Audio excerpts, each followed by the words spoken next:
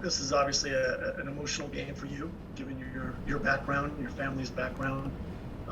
What are some of your memories watching U.S. Mexico World Cup qualifiers, specifically? Who was there? What was it like? What was going through your mind, through your heart? Yeah, I remember when I was 10, 11 years old, I always remember just watching Mexico versus the U.S., every time they played. It was a special feeling, having my family besides me, just always rooting for the game. Honestly, it was just rooting for Mexico back then, and then now I'm, representing the U.S., so it's very important that, we go out there this next game and we go and get the win.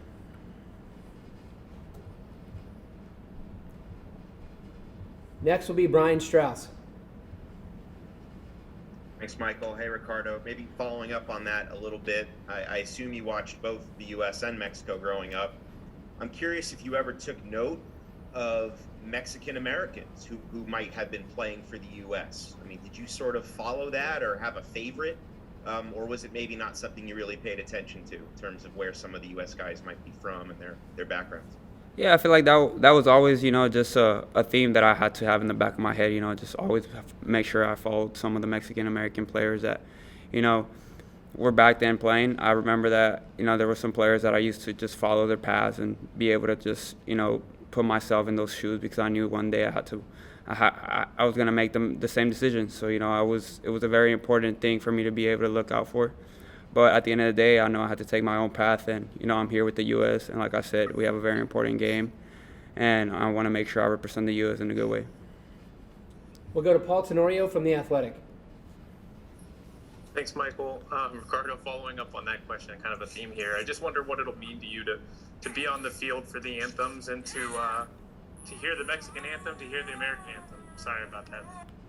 Yeah, no, it's going to be a special feeling. It's going to be a special feeling having my family on the stands, having me with the U.S. jersey on. I feel like I'm going to get some goosebumps for sure. So, it's going to be that feeling where I'm going to be very motivated for the game, and I'm going to be prepared for it.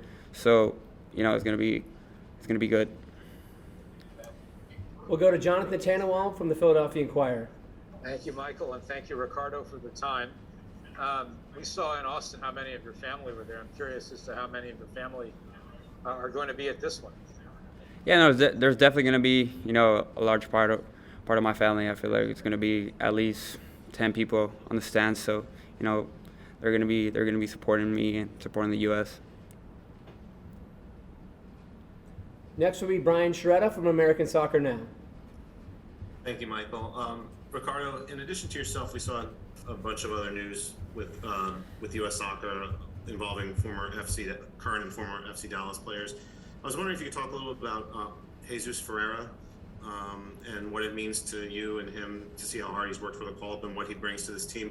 Then also, could you comment too on Mikey Varas getting the US U20 job and how he worked with you and helped in your development? Thank you. Yeah, no, this is always a player who can bring something to the table. I feel like he's played different positions. He can play as a 9, he can play as a 10. So, he has that capability of just, he has that vision, he has that finishing. So, he's a special player with me on FC Dallas. We had some good chemistry, and bringing now that to the national team, I think is very special for the both of us. And also about Mikey, he was my coach in the youth. I had him as the first team coach. He's a great coach. I feel like he's going to have a good career, I would say, as a U20 coach, and he's going to bring good things to the federation.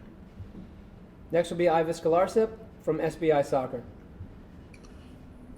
Ricardo, one aspect of your game I wanted to ask you about is your ability to press, and you seem to really kind of take joy in that part of the game. Not every striker likes to do that dirty work. What is it about that part of the game that kind of makes you just buy into that job? And a separate question regarding Mexican Americans who have this decision to make choosing between the countries. Some other players have obviously chosen Mexico, like David Ochoa and Julian Araujo. What would be your advice to a player who's kind of in that position? Obviously, it's personal for each individual, but what if someone came to you with that decision and asked you, what's your biggest advice? What would be your biggest advice?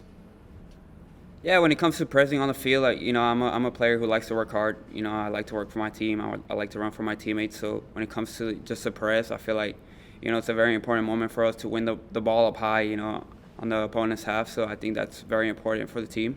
and also, I like to just work hard and recover the ball close to the goal. So I think that's a little more motivating for me as a striker.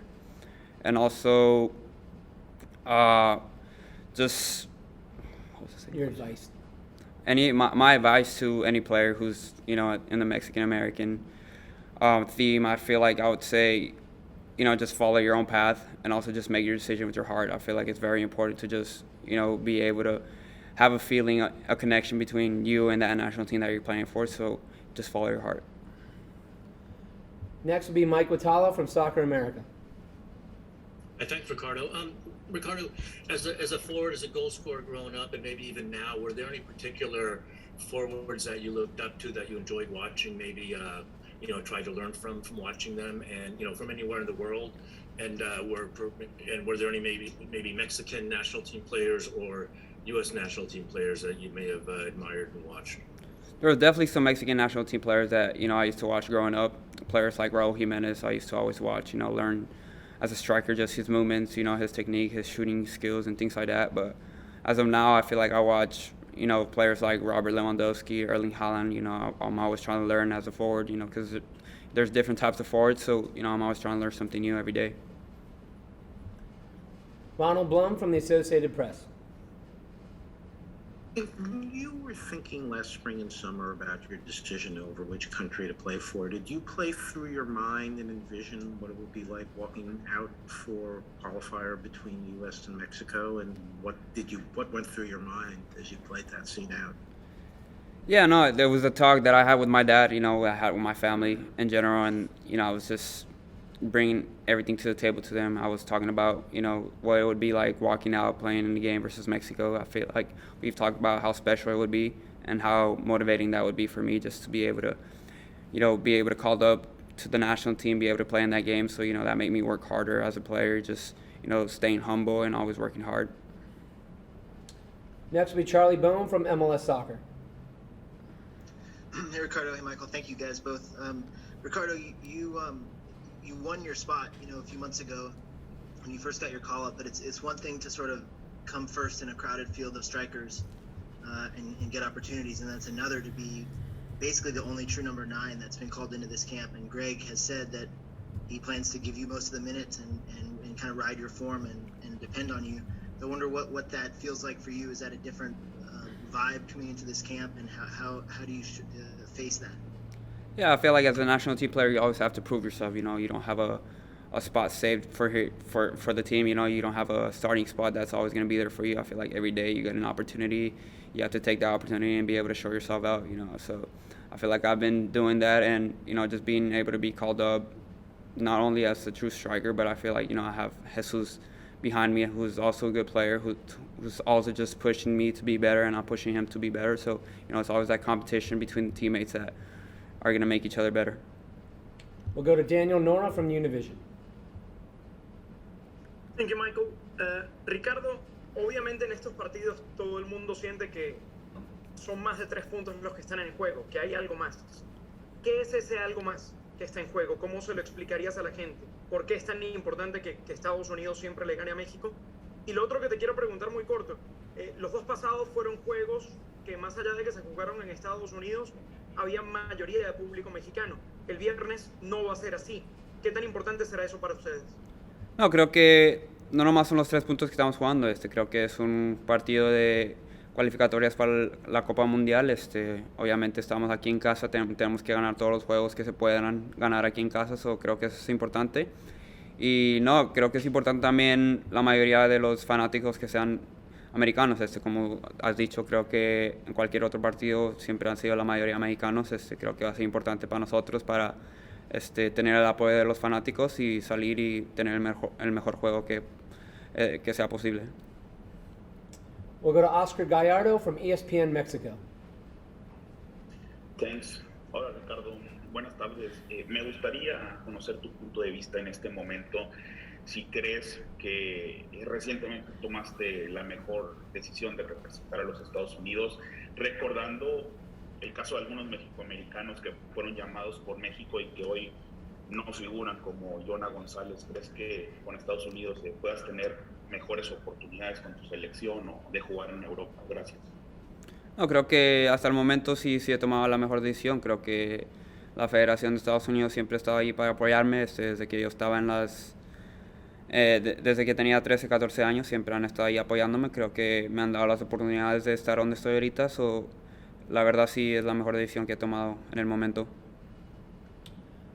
We'll go to Sophie Nicolau. Hi, Ricardo. Just wondering, you've made such an incredible impact. It's making waves in the UK and Europe as well, of course, with your performances.